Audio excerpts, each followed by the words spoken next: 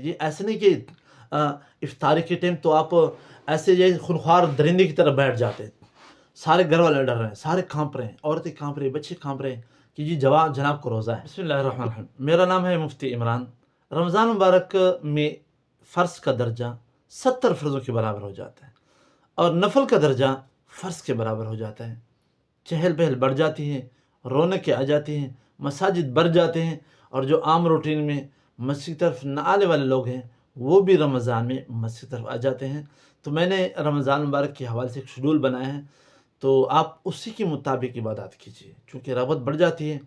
تو انشاءاللہ امید ہے جب اس کے مطابق آپ کریں گے، یہ حدیث کا اور سارے جو شریعت کے اس کا نچوڑ میں آپ کو بیان کر رہا ہوں۔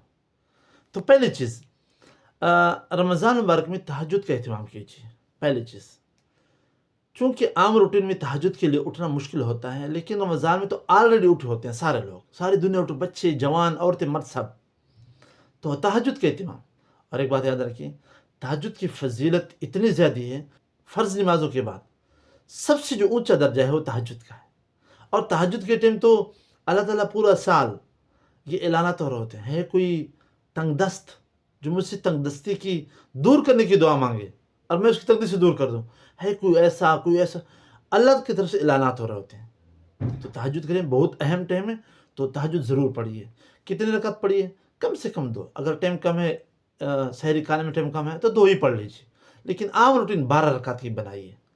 8 کی بھی حدیث ہے، 10 کی بھی ہے، 2 رکعت کی بھی ہے، لیکن کم سے کم اگر بالکل ٹائم کم ہے تو 2 رکعت ہی پڑھ لیجیے، لیکن تہجد کا اہتمام ضرور کیجیے۔ یہ رمضان میں اٹھنے کے فوراً وضو کیجیے، تہجد پڑھیے۔ نمبر 2، سحری ضرور کھائیے۔ سحری کھانا سنت ہے اور بڑی فضیلت اس کے بارے میں آئی ہوئی ہے، چونکہ روٹین کھانے کی نہیں ہوتی تو کھانے اس ٹائم تھوڑا مشکل ہوتا ہے، لیکن پھر بھی ایک گھونٹ پانی پی لیجیے، اس نیت سے کہ سحری کے کھانا سنت ہے۔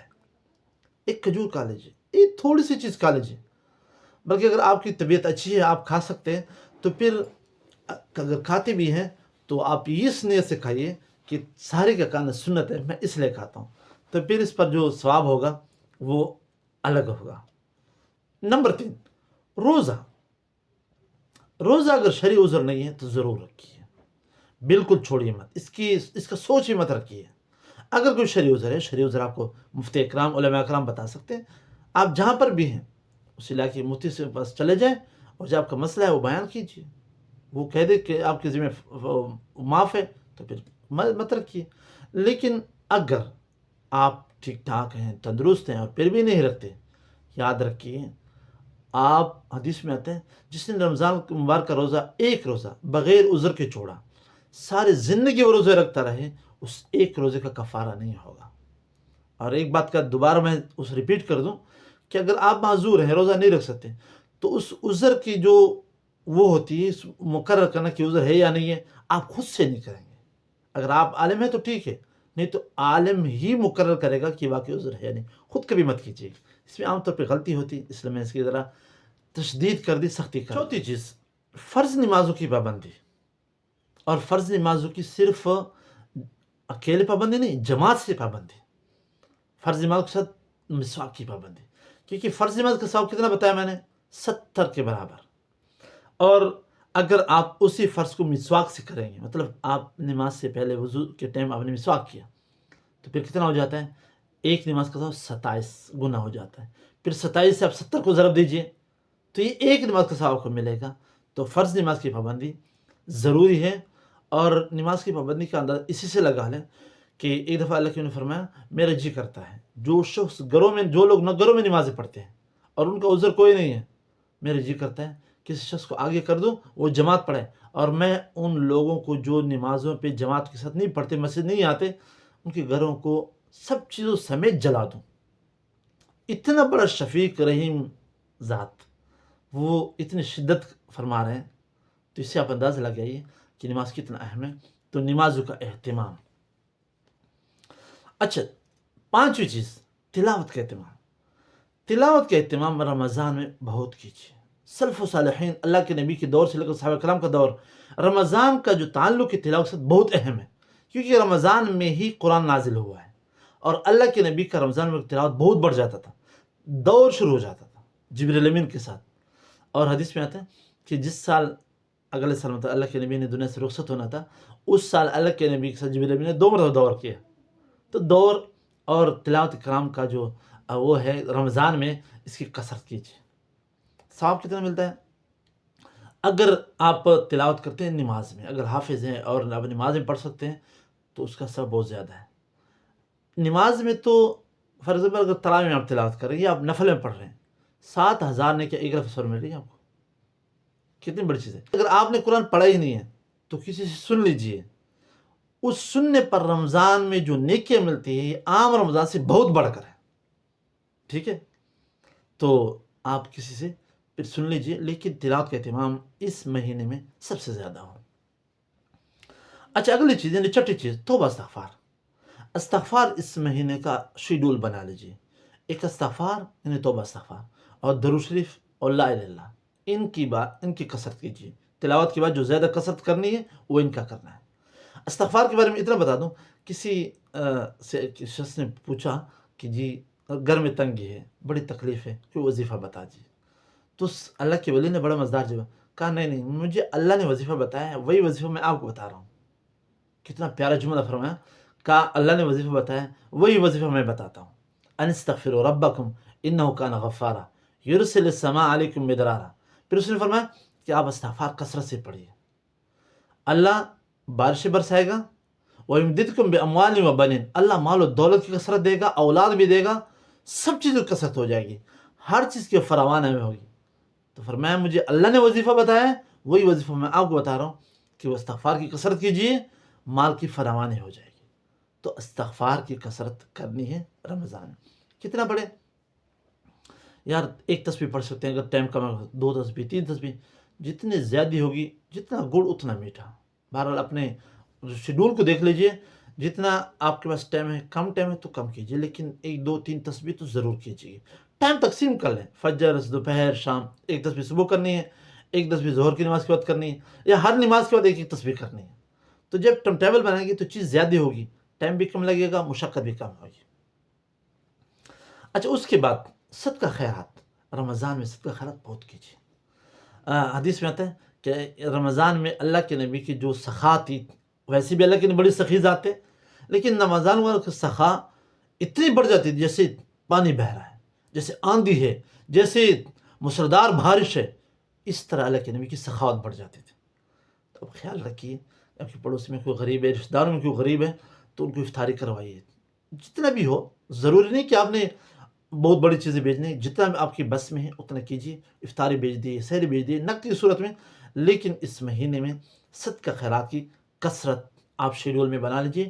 سنت ہے، اور اللہ کے نبی اس مہینے میں خیرات و صدقہ بہت بڑھ جاتا تھا. اچھا، اس کے بعد صبر و تحمل. صبر و تحمل یہ اس مہینے کا زیور ہے.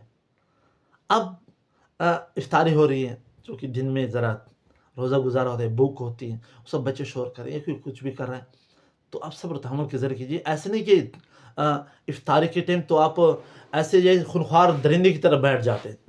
سارے گھر والے ڈر رہے ہیں، سارے کانپ رہے ہیں، عورتیں کانپ رہی ہیں، بچے کانپ رہے ہیں کہ جی جناب کو روزہ ہے. یہ روزہ نہ ہوا بھیا، یہ تو آپ کا روزہ دوسروں کے لیے عذاب بن گیا، درد سر بن گیا.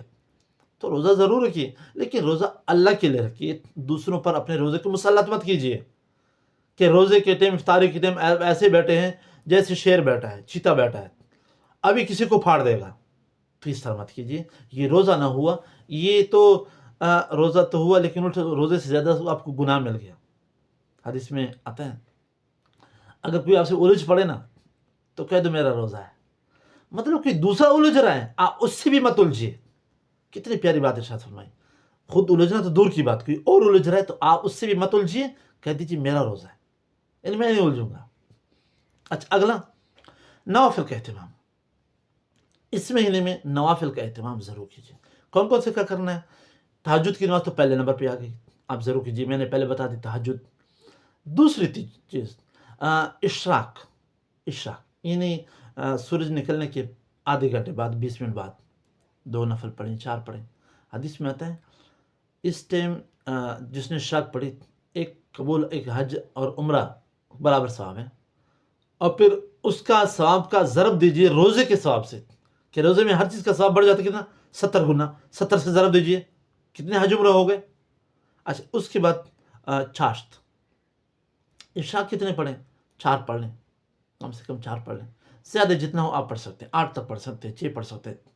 پھر چاشت کی نماز، یعنی جب سورج کچھ لمبا ہو جائے پھر زوال تک، یعنی دوپہر تک آپ چاشت پڑھ لیجیے.